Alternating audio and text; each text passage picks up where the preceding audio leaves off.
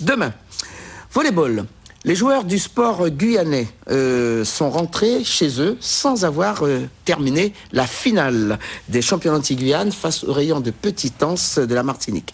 Ils menaient 2-7-1 et 21-17 dans le 4e set lorsque la partie a été interrompue. Alors, que s'est-il passé? Eh bien, nous allons le savoir sur des explications, sur des images d'Abel Parnasse et des images amateurs que nous avons reçues. On regarde. C'est sur cette phase de jeu que le match entre le rayon de Petite-Anse de la Martinique et le sport guyanais a été arrêté par l'arbitre. À ce moment précis de la rencontre, le sport guyanais mène 2-7-1 et 21-17 dans le 4e set. Une chaise est sortie de là-haut. Et le supporter de préciser un peu plus tard. La chaise est sortie de là. On était en phase de remporter cette victoire. On était vraiment dans le match, à 4 points d'être champion anti-Guyane.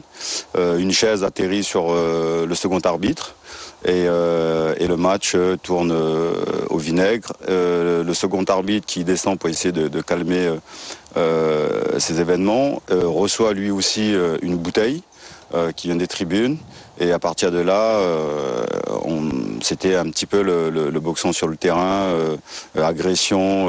Raphaël Toussaint qui est venu voir un petit peu ce qui s'est passé, se fait insulter par l'entraîneur et joueur de l'équipe Rayon de Martinique. Et franchement, devenu, c'était même plus au niveau du sport, mais c'était un combat de boxe. Après plusieurs minutes de discussion de part et d'autre, les joueurs du sport guyanais se sont réfugiés dans les vestiaires en espérant reprendre la partie. Le règlement précise qu'il fallait refaire le match dans les 4 heures. Donc nous, on était prêts à reprendre le match. On avait pris la décision avec le capitaine, Léon André, de reprendre le match, quitte à finir à 4 heures du matin. Les organisateurs n'ont pas voulu. Et donc dans ce cas, il fallait reporter le match le lendemain et recommencer à 0. Mais le problème, c'est qu'une partie de la délégation devait rentrer le dimanche matin, donc ce n'était pas possible. Pas de vainqueur donc. Reste à savoir quelle sera la décision de la commission d'arbitrage et de l'organisation qui se réunit ce soir en Martinique afin de préciser s'il y a un vainqueur ou si la compétition est tout simplement annulée. Alors Christophe Dalfraz, merci d'avoir accepté cette invitation. Vous êtes resté en Martinique justement 24 heures de plus. Qu'en est-il de cette réunion qui s'est déroulée hier soir en Martinique? Écoutez, jusqu'à l'heure actuelle, nous n'avons aucun retour de la part de la Ligue de Martinique de volleyball. Nous sommes toujours dans l'attente et nous attendons toujours donc la décision qui sera prise par la Ligue de Martinique de volleyball qui doit se réunir demain pour entériner une décision afin de connaître l'issue de ce tournoi anti-Guyane. Alors, est-ce qu'on ne pouvait pas reprendre justement ce match au score où il s'est arrêté, c'est-à-dire 21-17 tout simplement? Pour notre part, on pouvait reprendre le match. Il aurait fallu mettre en place les moyens nécessaires pour écarter les supporters un peu trop survoltés, donc les mettre en dehors de l'enceinte du gymnase, assurer la sécurité des arbitres et des joueurs afin de reprendre le match. Il ne restait certainement que 4 points pour le sport guyanais pour finir la rencontre. Je pense que ça n'aurait pas duré très longtemps puisque le sport guyanais avait quand même l'ascendant sur cette équipe du rayon. Et je trouve que les moyens nécessaires n'ont pas été mis en œuvre par la Ligue de Martinique pour pouvoir reprendre cette rencontre. Alors s'il n'y avait pas gain de cause, cela voudrait dire que le sport guyanais ne partirait pas défendre ses chances en métropole pour les championnats des dom-tom et au championnat de France. À l'heure actuelle, il n'y a aucun vainqueur donc, sur ce championnat anti-Guyane. Nous attendons donc la décision de la Ligue de Martinique, organisatrice de la manifestation. Et dès que l'on recevra donc, la décision de la Ligue de la Martinique, nous allons nous référer donc, à la Fédération française de volleyball de façon à ce qu'elle puisse prendre une décision et déclarer tout de même le sport guyanais champion anti-Guyane sur cette année puisqu'il ne se pose sur le terrain aucune contestation. L'équipe du sport guyanais était vraiment la meilleure. Je crois savoir que vous avez raflé pratiquement tous les titres, meilleur joueur, meilleure équipe, enfin tout ce que l'on peut donner dans la panoplie des meilleurs des satisfaits sites.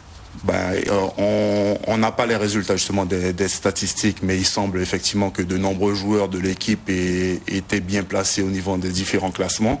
Mais vu comment le tournoi s'est terminé, moi en tant que président, nous avons décidé donc de ne pas suivre, de ne pas poursuivre au niveau de la soirée, de la remise des récompenses qui se déroulait dans une salle, parce que bien entendu, on était déçus de la façon dont les choses se sont passées, et également on ne savait pas si notre sécurité allait être assurée jusqu'au bout de la manifestation. Alors, quelle crédibilité donnez-vous aujourd'hui en tant que président de la Ligue à ces championnats anti-Guyane que vous allez accueillir l'année prochaine? Donc, il est prévu d'accueillir les championnats anti-Guyane senior l'année prochaine. Bien entendu, nous sommes très, très révoltés par rapport à ce qui s'est passé, et d'ores et déjà, pour l'Olympiade qui va suivre, on va se concerter au niveau de la zone, et on ne souhaiterait pas donc qu'un tel débordement puisse se reproduire au niveau des prochains tournois anti-Guyane. Et s'il le faut, on décidera donc de ne plus organiser de tournois anti-Guyane senior en Martinique si les conditions ne sont pas réunies et si la Ligue ne met pas en place des conditions nécessaires pour ne pas avoir de débordement. La Guyane est à côté d'un grand pays, le Brésil, qui sème les titres championnat du monde, champion olympique. Pourquoi ne pas organiser tout simplement un championnat de la MAPA avec ses équipes, au lieu de faire un championnat anti-Guyane qui ne vous rapporte rien? Effectivement, c'est une des idées, une des solutions. Chaque année, l'État d'Amapa nous invite pour participer à une compétition de l'Amazone avec différents États de l'Amazone. Et il faudrait peut-être qu'on puisse réfléchir plus profondément à cette solution, de façon à ce que l'on continue à avoir des échanges internationaux et faire progresser ce volleyball guyanais qui véritablement, avec cette équipe du sport guyanais, a une belle vitrine d'une équipe qui domine la zone anti-Guyane. Allez, on va dire qu'on attend encore 24 heures. Et puis, pour savoir un peu ce que sera ce championnat, en tout cas ce palmarès de 2012. Effectivement, j'attends donc la décision de la Ligue de Martinique dès demain. Et si rien ne se passe, donc je fais un recours auprès de la fédération. Et même, je dois m'entretenir avec les différentes entités politiques de façon à ce que nous, on puisse faire un courrier également aux entités politiques de Martinique pour quand même montrer notre mécontentement par rapport à l'issue de ce tournoi. Et de tels comportements ne peuvent être tolérés. Merci Christophe Dalfra. Je rappelle que vous êtes le président de la Ligue de volleyball de Guyane. Merci. Mais je rappelle qu'il y avait aussi le CFB Matoury qui malheureusement n'a pas pu gagner ses matchs. L'équipe a été battue 2 fois, 3-7-1, donc par la Guadeloupe, Goyave de Guadeloupe et l'Espoir de la Martinique. Nous passons